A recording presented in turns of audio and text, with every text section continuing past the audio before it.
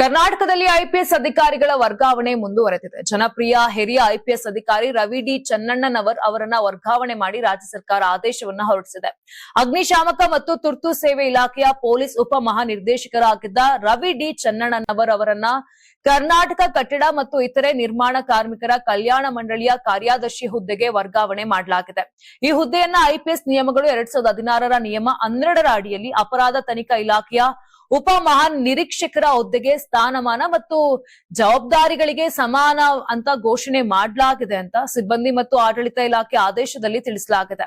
ಇನ್ನು ಕರ್ನಾಟಕ ಕಟ್ಟಡ ಮತ್ತು ಇತರೆ ನಿರ್ಮಾಣ ಕಾರ್ಮಿಕರ ಕಲ್ಯಾಣ ಮಂಡಳಿಯ ಕಾರ್ಯದರ್ಶಿಯಾಗಿದ್ದ ಭಾರತಿ ಡಿ ಅವರನ್ನ ವರ್ಗಾವಣೆ ಮಾಡಿದ್ದು ಸ್ಥಳ ನಿಯೋಜನೆ ಮಾಡಿಲ್ಲ. ಬೆಂಗಳೂರು ಗ್ರಾಮಾಂತರ ಎಸ್ಪಿ ಆಗಿದ್ದ ರವಿ ಡಿ ಚನ್ನಣ್ಣನವರನ್ನ 2023ರಲ್ಲಿ ಆಂತರಿಕ ಭದ್ರತಾ ವಿಭಾಗಕ್ಕೆ ವರ್ಗಾವಣೆ ಮಾಡಲಾಗಿತ್ತು. ಕೆಲ ಸಮಯದ ಬಳಿಕ ಅಗ್ನಿಶಾಮಕ ಹಾಗೂ ತುರ್ತು ಸೇವೆ ಇಲಾಖೆಗೆ ನಿಯೋಜನೆ ಕೂಡ ಮಾಡಲಾಗಿತ್ತು. ಸದ್ಯ 2.5 ವರ್ಷದ ಬಳಿಕ ಮತ್ತೆ ಸ್ಥಳ ಬದಲಾವಣೆ ಮಾಡಲಾಗಿದೆ. 2008ರ ಬ್ಯಾಚ್ನ ಐಪಿಎಸ್ ಅಧಿಕಾರಿಯಾಗಿದ್ದು ಹೊಸಪೇಟೆ, ಬೆಂಗಳೂರು, ಹಾಸನ, ಶಿವಮೊಗ್ಗ, ಮೈಸೂರು ಸೇರಿದಂತೆ ವಿವಿಧ ಜಿಲ್ಲೆಗಳು ಪೊಲೀಸ್ ಆಡಳಿತ ಇಲಾಖೆಗಳಲ್ಲಿ ವಿವಿಧ ಹುದ್ದೆ ನಿಭಾಯಿಸಿದ್ದಾರೆ.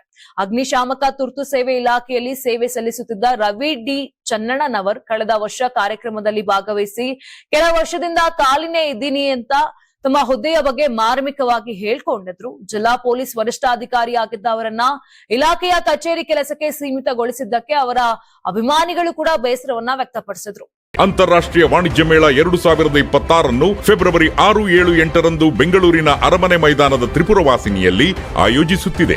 ಇದು ಕರ್ನಾಟಕ ಕೃಷಿ ಇಲಾಖೆ ಪ್ರಕಟಣೆ. ಯಾರಾಗ್ತಾರೆ ಎಂಎಲ್ಎ ಅಭ್ಯರ್ಥಿ 2028 ಶೀಘ್ರದಲ್ಲೇ. ಪ್ರತಿದಿನ ಒಂದೊಂದು ಕ್ಷೇತ್ರದ ಟಿಕೆಟ್ ಆಕಾಂಕ್ಷಿಗಳ ಸಂಪೂರ್ಣ ಮಾಹಿತಿ ಪೊಲಿಟಿಕಲ್ ಜರ್ನಲಿಸ್ಟ್ ಕೆಎಂ ಶಿವಕುಮಾರ್ ಅವರಿಂದ. ಕರ್ನಾಟಕದ ನಂಬರ್ 1 ಡಿಜಿಟಲ್ ಮೀಡಿಯಾ ನಿಮ್ಮ ನೆಚ್ಚಿನ ಕರ್ನಾಟಕ ಟಿವಿಯಲ್ಲಿ ಮಾತ್ರ. ನೀವು ಸಣ್ಣ ಆಗ್ಬೇಕಲ್ವಾ? ಅದು ಒಂದು ಉತ್ತಮ ಆಹಾರದಿಂದ ಸಣ್ಣ ಆಗ್ಬೇಕಲ್ವಾ? ಪ್ರತಿದಿನ ನಮ್ಮ ಜೀನಿ ಸ್ಲಿಮ್ ನ ಯೂಸ್ ಮಾಡಿ ಯಾವುದೇ ಸೈಡ್ ಎಫೆಕ್ಟ್ ಇಲ್ದಂಗೆ ನೀವು ಸಣ್ಣ ಆಗ್ತೀರಾ.